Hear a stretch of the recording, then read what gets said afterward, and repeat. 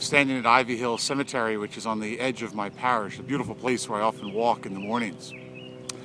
I often think when I'm here, if those souls of the bodies that surround me could speak, what would they say?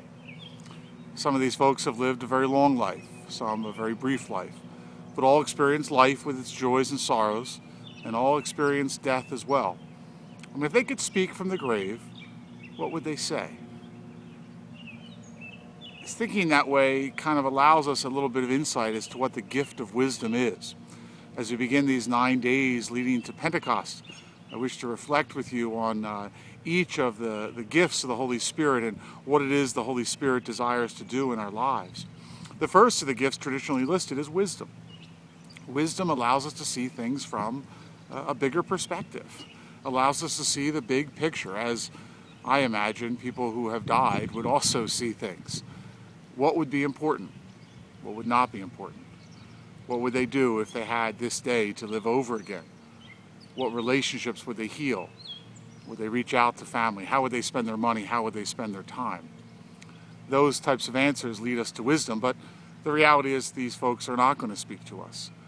But through the gift of the Holy Spirit, the gift of wisdom, God allows us to see the big picture. We draw on the wisdom of God, who is a greater wisdom figure than any person that's buried here and any person that we could know as we live on earth. Allow the Spirit of wisdom to enter you in new ways, allowing you to see things in a bigger way. And seeing things in this bigger way will guide your choices. Things that seem so important now in the big picture are not important.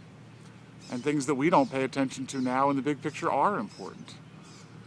On our own, because of original sin, we're often left with selfishness. The gift of wisdom pulls us into that bigger picture that God desires us all to see. Come, Holy Spirit, enliven the hearts of your faithful. Pour forth your Spirit, especially the Spirit of wisdom, that we might be recreated and renew the face of the earth.